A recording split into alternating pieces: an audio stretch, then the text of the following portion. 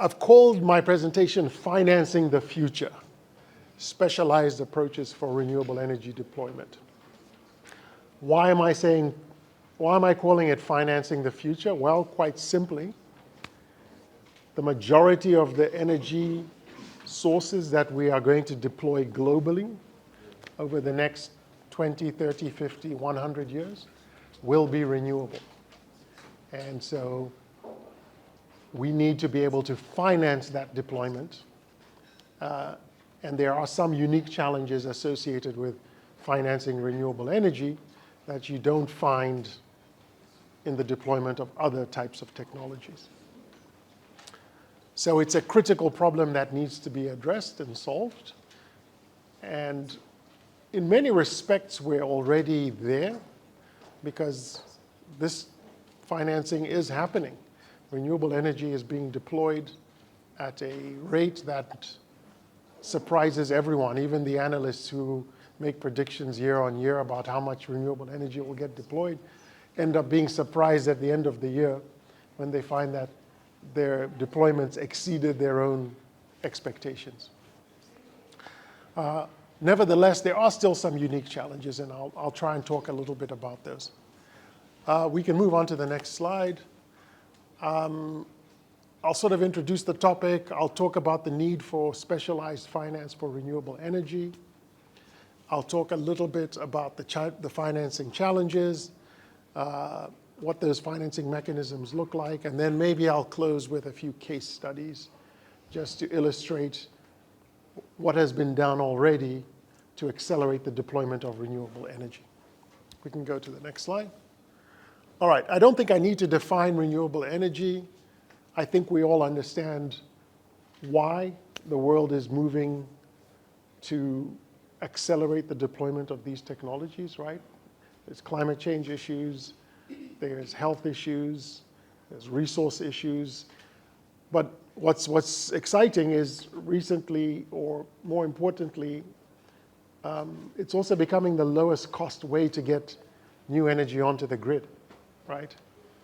A unit of power from renewable energy is cheaper in most places in the world. It's cheaper than a new unit of coal. It's cheaper than gas. It's cheaper than new hydro. It's cheaper than biomass. It's cheaper than nuclear. So if you want to get the cheapest electrons onto the grid, you're probably looking at renewable energies. Now, that's not to say we don't need a diversified mix. We don't need other sources of energy. We do. But if we're looking to get the lowest cost options onto the grid first, you're looking at renewables. It's either going to be solar or wind, potentially run-of-river hydro, something like that. Okay, we can go to the next slide. Okay. Why do we need specialized financing for renewable energies? A lot of what I'm going to talk about speaks a little bit to the historical context, right? When renewable energy first started to be deployed, there was really a need for specialized instruments to finance the deployment of these technologies. Because at that time, they were new, they were expensive, and they were more or less untested, right? Today, that situation is not so true anymore, right? I think banks are very comfortable deploying solar PV technology. Investors are very comfortable in putting their money into those projects. The landscape has changed. However, there's still some unique challenges that the sector continues to face. You know, when I first got into this space, it's about 17, 18 years ago now. If you wanted to build a solar PV farm and supply power into the grid in Chisamba or Lusaka or Kafue, you had to prove to a bank or prove to an investor that by going out and measuring the amount of solar hitting the ground at that location, what the production of what the expected production would be over the course of a year. So you had to literally go out and put a measuring device on the ground, wait 1 year, collect all those readings, and then go to a bank and go to your investors and say, look, I've measured the solar irradiation at this place. It can produce power, enough power to power a solar PV plant. Today, there's no bank that's going to require you to do that. No investor cares about that. We know now that no matter where you are in the country, we can more or less predict with about 95% accuracy what the solar production will be from that location. And that's because we've got fantastic GIS systems, GIS maps. We've got a database now of globally, I think there's over 4 million solar PV installations globally. I mean, think about that. Scattered all around the world, over 4 million, right? Some are on rooftops, some are commercial, some are on the ground. But all of that data now is used to give us an idea of what we can expect the production to be from these types of technologies. So we've come a long way. All right. Yeah, we can go to the next slide. So, renewable energy financing is really no different from the financing associated with any other type of energy technology. You can finance it publicly with public money. You can finance it with private money. Or you can finance it with a mix of the two. I'm not going to get into this much because I think Mutinta more or less talked about this, and I suspect Nkandou did as well, right? So, yeah, renewable energy is no different. Here again, I'm not going to get into equity financing, debt, green bonds. I think we've talked about that enough, but these are all different instruments that can be used to finance renewable energy. Let's talk a little bit about the challenges, because that's really where we encounter the biggest problem. If you're building a coal-fired power station, you need to raise enough money to build the plant. You need to raise enough money maybe to buy coal to cover your first 6 months of operation or 9 months of operation. But what you're not required to do is to go out into the market and buy 20 years worth of coal, right? The banks, the investors expect that once the plant is running, once you start generating power, you'll use some of the profits from that to go out and continue to buy coal, right? So the biggest expense associated with operating a coal mine happens over the lifetime, happens in the later years of the life of that coal mine. Yes, there is an upfront expense you need to finance, but the lifetime cost, you'll be able to pay for that as you go, right? With solar energy, with wind, it's completely different. Because there is no fuel cost and the operations and maintenance costs are very small, all of the financing needs to happen up front, right? You raise the money to put in the solar PV plant, and then it operates for 20 years, 25 years. There's a little bit of operations and maintenance associated with it, but you've paid for the entire installation right up front. And so that presents a bit of a challenge because especially when costs were high, costs have come down quite a bit, you're asking a bank to make a commitment and to give you all that money up front. So that's certainly still a challenge. The challenge is diminishing over time, but it's still a challenge. Oh, you can stay on the same slide. There are also policy and regulatory risks. Again, this is somewhat historical, but it's also a problem that can still exist today. A really good example is Zambia's net metering legislation or regime, right? I don't know if you're all aware of it, but in Zambia today, if you have a solar PV installation, even on the roof of your house, you can essentially help to offset some of the cost of that by using the energy that you generate, by injecting it back into the grid, right? And then ZESCO will give you a credit on your ZESCO bill so that at night when you're not running your solar, you're running ZESCO. You've got a bank, you've banked some power with ZESCO. And so your ZESCO bill will come down. And that's a way to incentivize people to deploy solar PV. And for you, it helps lower the cost because you can say, oh, you know what, Yes, it'll cost me 50,000 kwacha, but then my ZESCO bill will go down by about maybe 500, 1,000 kwacha every month. Hey, that's not a bad deal. I'll pay for this thing maybe over 4 or 5 years instead of paying for it over 6 or 7 years. However, you require that regime, that legislation will stay in place for the lifetime of the project, right? If ZESCO say next year, oh, okay, no, that's it, we're stopping net metering, then you can't rely on those funds anymore, right?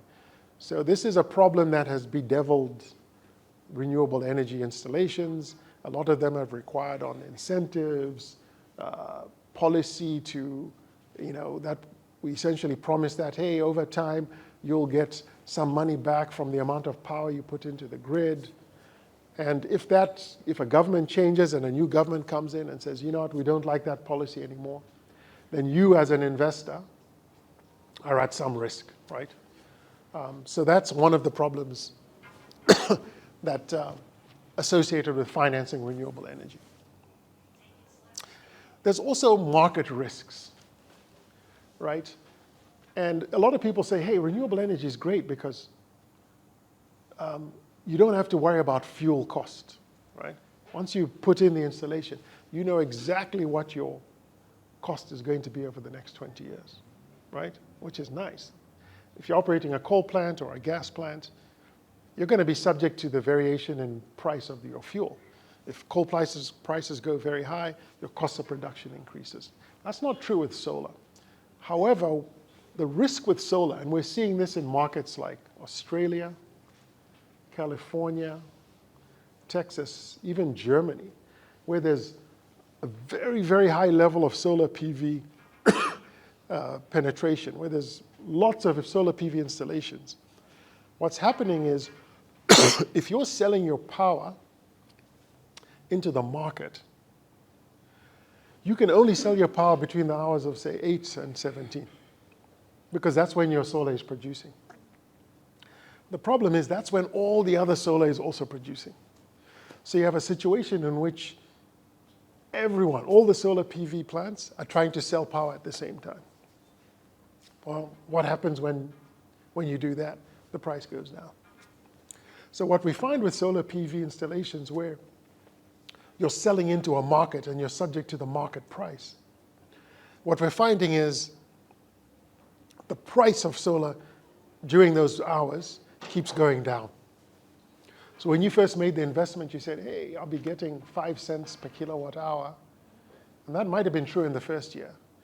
But in the 10th year, because now so many other people have jumped in and said, hey, I'm also going to produce, you find that the price for solar power is now declined, and it's 3 cents, or it's 2 cents. And so that's another challenge that solar PV faces. But it's a challenge that you only encounter once you get to very, very high levels of production. In Zambia, we are very far from that situation, right? If we get to maybe 5,000 gigawatts of solar in Zambia, maybe then we might experience this problem. Yeah, I think that's all I'm going to say about that. There are also grid integration challenges, which can make financing very difficult. We as Africa GreenCo, we talk to solar PV developers all the time. And sometimes these guys have a fantastic project somewhere, on in sort of Muchinga Highlands there, beautiful wind regime, they're on a ridge, they measure the wind speeds, this thing is going to produce power at a very, very high rate, the cost is going to be quite low. Fantastic. Land is cheap, right? They'll be able to strike a deal with the community to be able to lease that land. All very good until you say, where are you going to connect? Right? Where are you going to inject that power? And you discover that wind farm is 60 kilometers away from the nearest transmission substation. Because one of the problems we encounter with renewable energy is the best places to deploy renewable energy are usually far away from places where people live, right? Because that's where the land is cheap, That's where you have open spaces. That's where you can produce renewable energy at a low price. So grid integration is a problem. The other challenge with grid integration is most of these plants are, I already mentioned before that there's 4 million installations globally, right, of solar PV. That means 4 million connections to the grid, right? And that's a challenge. That's expensive. It requires transformers. It requires conductors. Excuse me, let me drink some water. It requires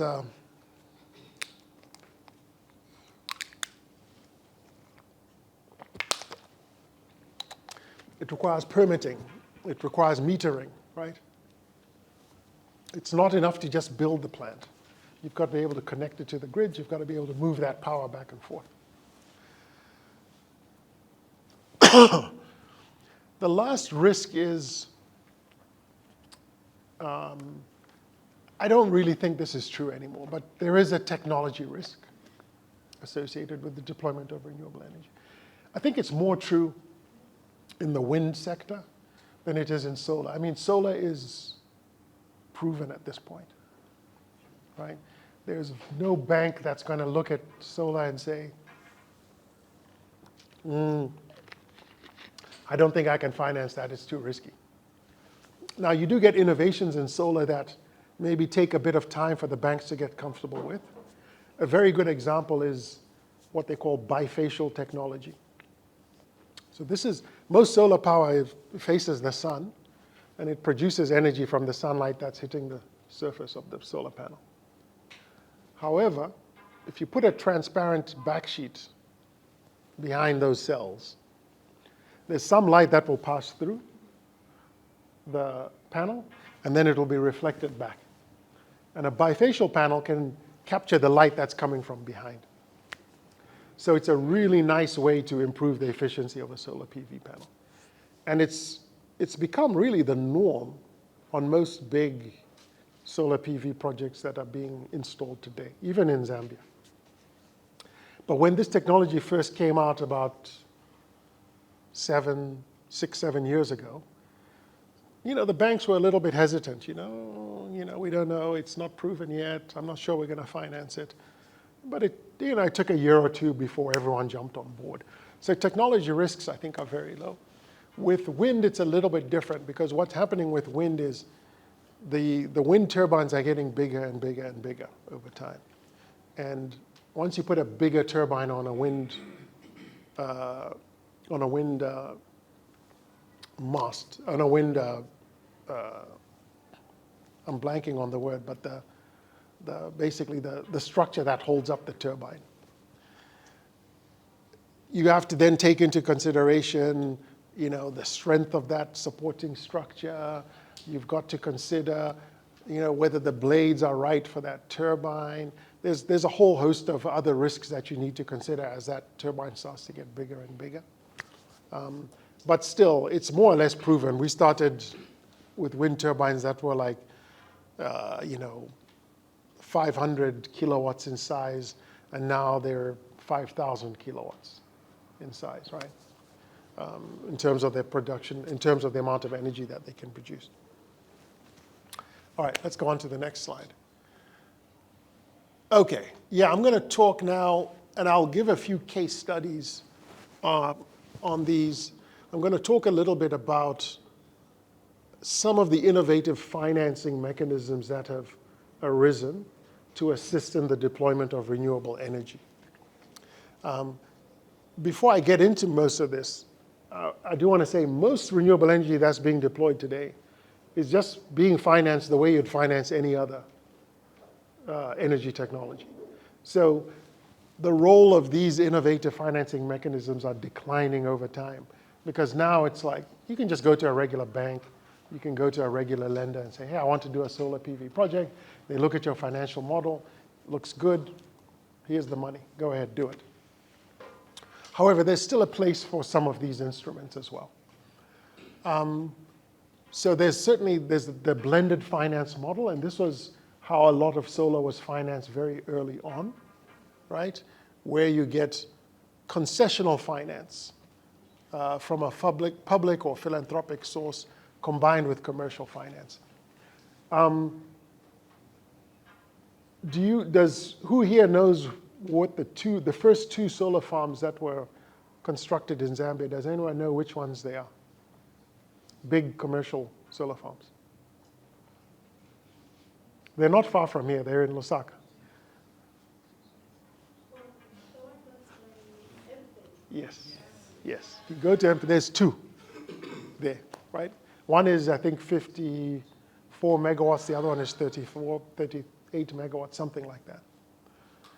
Those were the first installations of large-scale installations of solar in Zambia.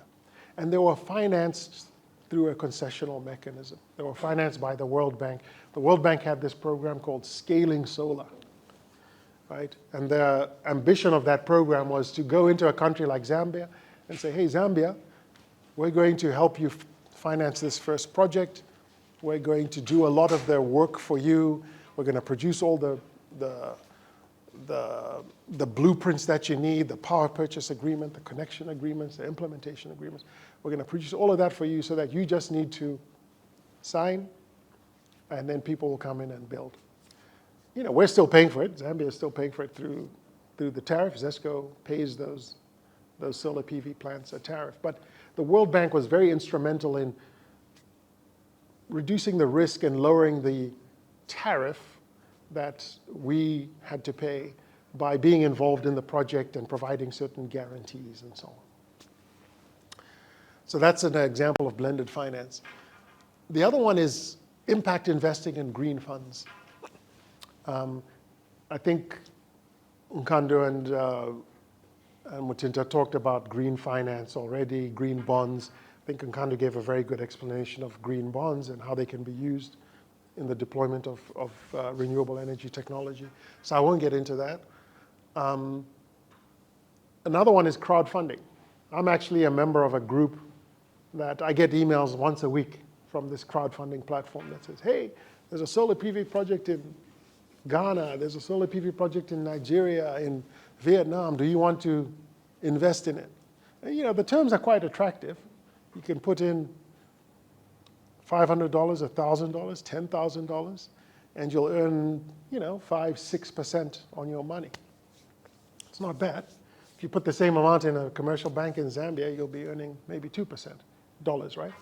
So crowdfunding has also emerged as a way to finance what would be difficult to finance projects otherwise. Yeah, then there's climate-specific financial instruments. We already talked about green bonds. Climate bonds are very much the same.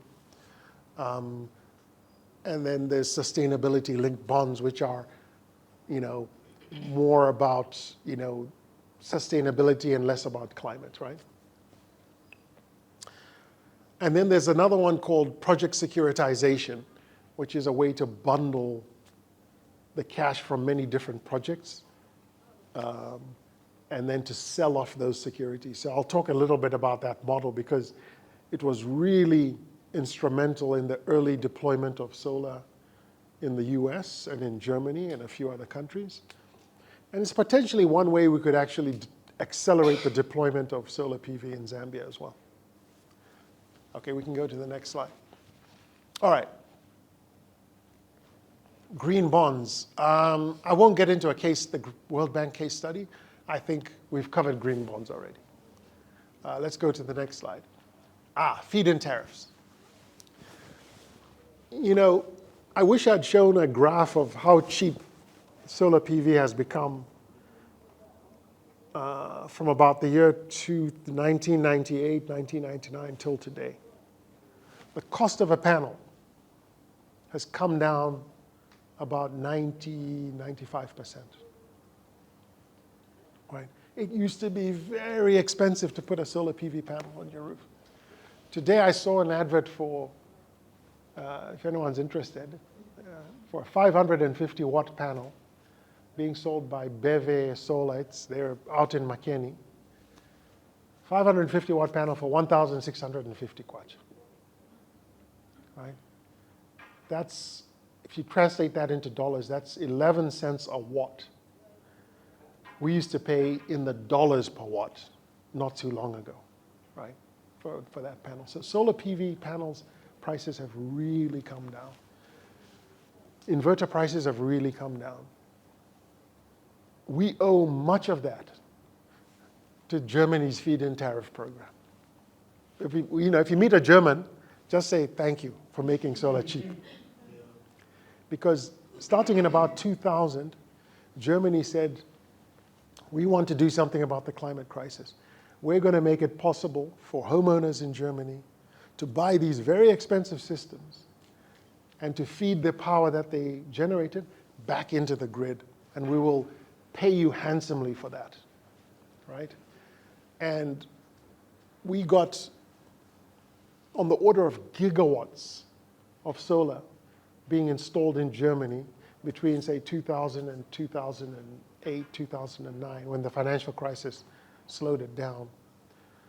Gigawatts of solar went in on rooftops in Germany. And what did that do? It drove the price of solar down, because now companies in China, Vietnam, Germany, all these places where solar was being produced had a huge market for their product, and they were able to innovate and drive the price of solar PV down. So Germany, thank you. You were instrumental in making solar affordable for everyone else. But the way the program worked was very simple. The government said, for the next 20 years, I will pay you, I think German PV feed-in tariff started at like 35, 36 cents per kilowatt hour. I'll pay you that amount for each kilowatt hour that you send back into the grid. And you're guaranteed that for the next 20 years. So you knew I can take out a loan, I can put this system in, and I'll get compensated for it. Most people actually ended up even making a profit on it. So that's one way in which we can encourage the deployment of renewable energy. And it's been copied by a number of other countries, but no one has done it as successfully as the Germans did. Let's go to the next one. Sorry, down one. Yeah, crowdfunding. Okay, I spoke a little bit about crowdfunding before. There are loads of these crowdfunding platforms around. I'm a member of Trine, which is, I think, based in the UK. I think Abundance is also in the UK, but there's some in Europe, and there's some in the US. But what they do is, if you have an idea for a solar PV project, you pitch them. You go to them and you say, I want to put in a solar PV system. I'm going to sell the power to the factory next door. I'm going to use the power to power my own operation.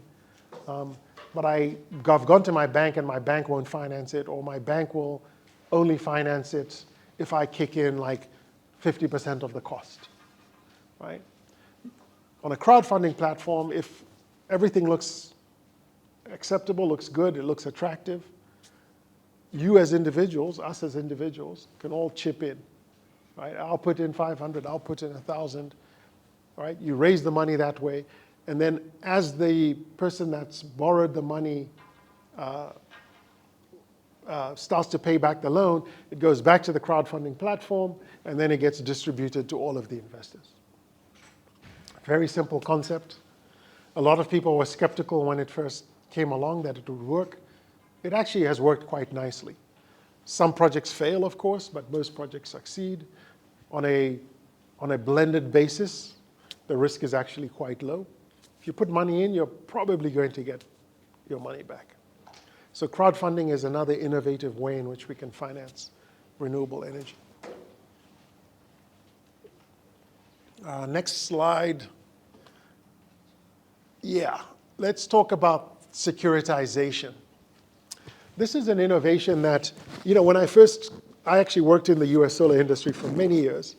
When I first came back to Zambia, this is one of the ideas I was really playing around with in my head as a way to finance the deployment of solar PV technology and, also go into business for myself doing this. But the way this works is, a company like Sonova or Solar City will go to a homeowner or a business owner and say, I'm going to put a solar PV system on your roof, but I'm going to own it, right? you're going to pay me for the electricity that it produces. So instead of paying your utility company, you're going to pay me, right? And as long as you can do that and make a slight profit, well, great, I'm making money, right? I'm leasing the space on your roof, I'm producing power, I'm selling the power to you, you're paying me for the use of that power. It's a nice win-win because the consumer of that power now has a solar PV system that they didn't pay for. They're paying an electricity bill every month, but that's what they've been doing anyway, right? And then the person that has put that system in is making a nice return, right? Because they're able to produce maybe at 8 cents and they're selling to the guy at 10 cents. They've got a margin of 2 cents. Nice business. Problem is you need lots of capital to finance it, right? And a bank can lend you that capital, but then your margin is gone. So what these companies have done is once they've got to a certain critical number of installations, right, they've basically taken the cash flows from 100 or 1,000 solar PV installations and turned it into a security. And a security is simply a way to package a number of discrete cash flows into one, and then you can go out and you can sell that security. And you say, hey, I've got a security here. It's backed by 1,000 solar PV PPAs, and it's going to pay you 6, 7, 8% interest every year. And if you're a green bond, if you're a corporate with some ESG obligations, or if you're just an investor who thinks, hey, this is a nice way for me to earn 6 or 7% on an investment, you can buy those securities. And with the cash that the installer gets from selling that security, they can now go and build a whole bunch more of these solar PV installations, right? So securitization of these solar PV PPAs really is one way in which the US solar PV installations just exploded, right? SolarCity was the first company to do this. I think Elon Musk was an early investor in SolarCity. There have been other companies that have come along since then and have replicated this model. And it's allowed for deployment of significant amounts of solar PV in markets like the US, where securitization is quite, it's not an exotic instrument. People are quite comfortable with it. In other markets, it's a little bit more exotic. It's not as well known, so it hasn't really taken off. But it's a very powerful way to increase solar PV deployment. All right. Yeah, I mean, I think the opportunities continue to be there for innovative new ways to come up to finance solar PV. But my expectation and my belief is that over time, we're not going to need innovative new ways to finance this. We're just going to finance it like we would finance anything else, because it's quite cheap, it's risk-free, it's well understood, and it's become the common way, the main way that we finance energy deployment. And so that day I don't think is that far away. Until then, yeah, there's a place for innovative, new, creative ways in which to do this. I think that's pretty much brings me to the end of what I wanted to talk about. Happy to take a few questions if there are any.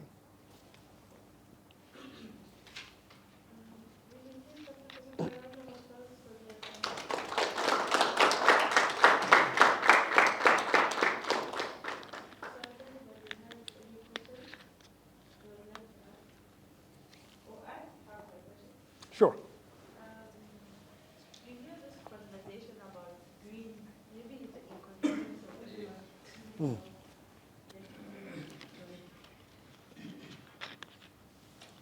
You hear this conversation of green energy. It's been going on for a very long time. My curiosity lies in the reluctancy for people to go ahead? Because obviously in the next years to come, this is the most sustainable way for us to live on Earth as we know it. So where does the reluctancy come from? In your experience, when you've spoken to government entities, private sector companies, are they paying for the current systems for convenience? Is it more difficult to indulge in green energy? Is it more expensive? Where does the reluctancy come from?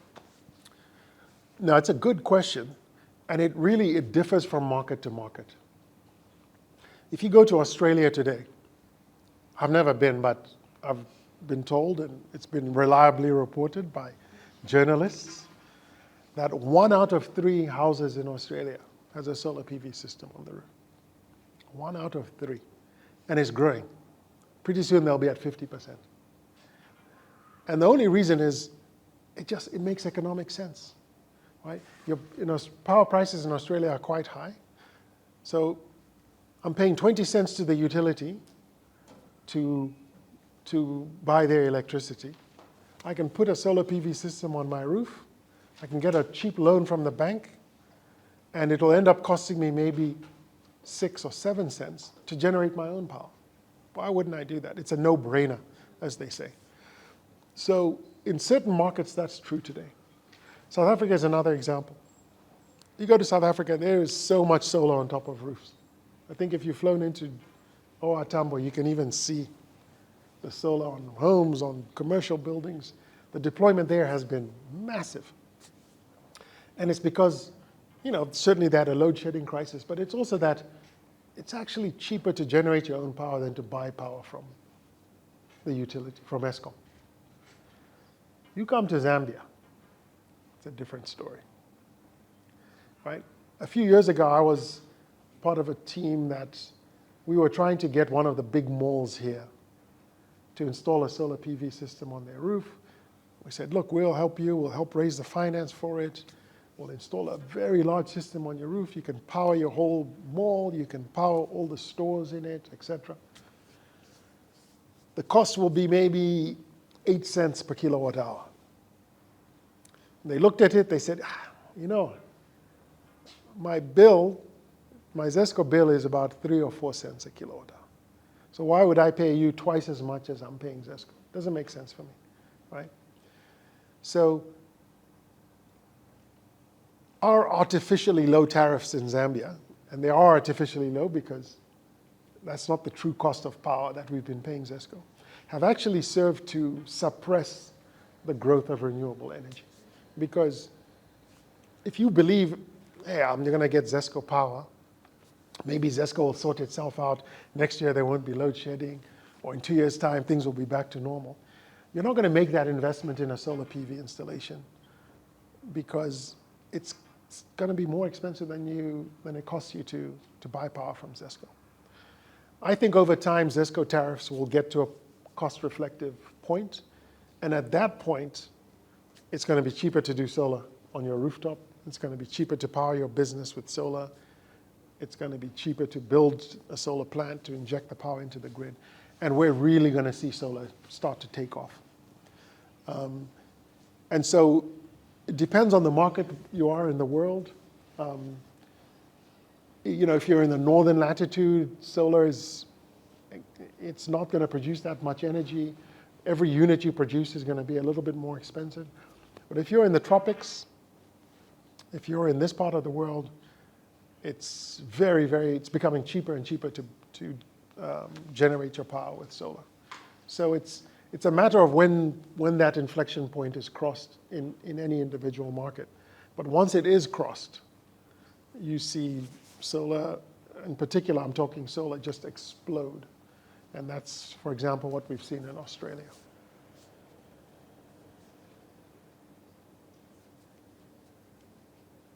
Yeah.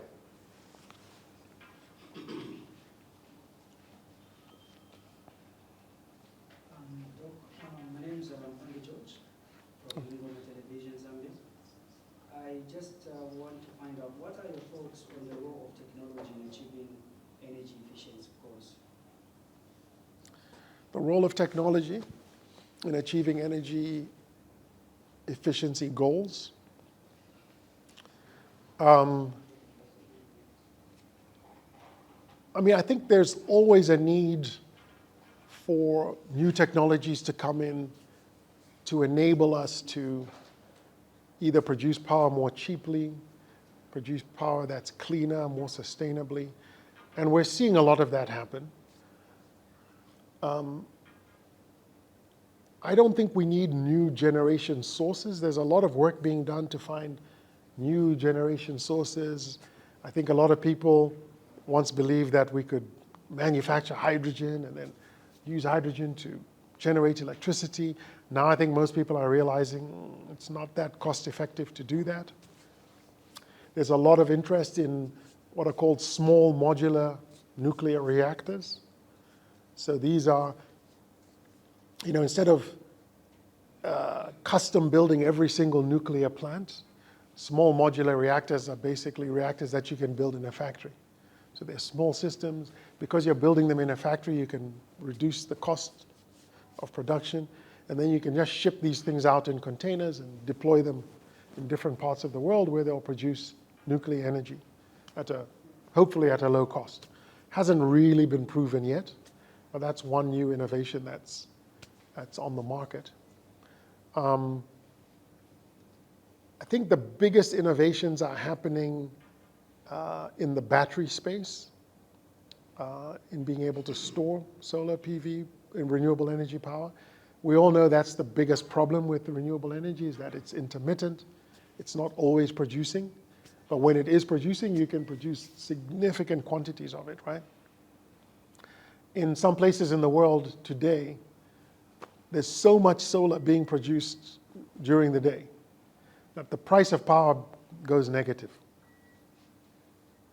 In other words, if I have a solar PV plant and I want to maintain my grid connection, right? I want to continue supplying power into the grid operator tells you, okay, it's fine, but you need to pay me, okay? You need to pay me for that privilege. And in order to keep operating and not, go through the hassle of having to curtail and so on, companies will do that. They'll pay because there's so much solar being produced in the middle of the day. Now that's an inefficiency that is not helpful, right? And the only way around that is we need to be able to store all that solar PV power so that it can be used in the evening, so that it can be used at night. And there's a lot of work being done in renewable energy storage. We all know about lithium-ion batteries. The price of those has come down significantly. It's the dominant way in which we store energy. But there's a whole host of other technologies out there as well. Sulfur batteries, iron flow, redox flow, chromium redox flow batteries. There's zinc air. You Google it and you'll be given a whole list of technologies that are currently under exploration that are potentially more promising than lithium-ion in being a very cheap way to store this energy so that it can be used later on.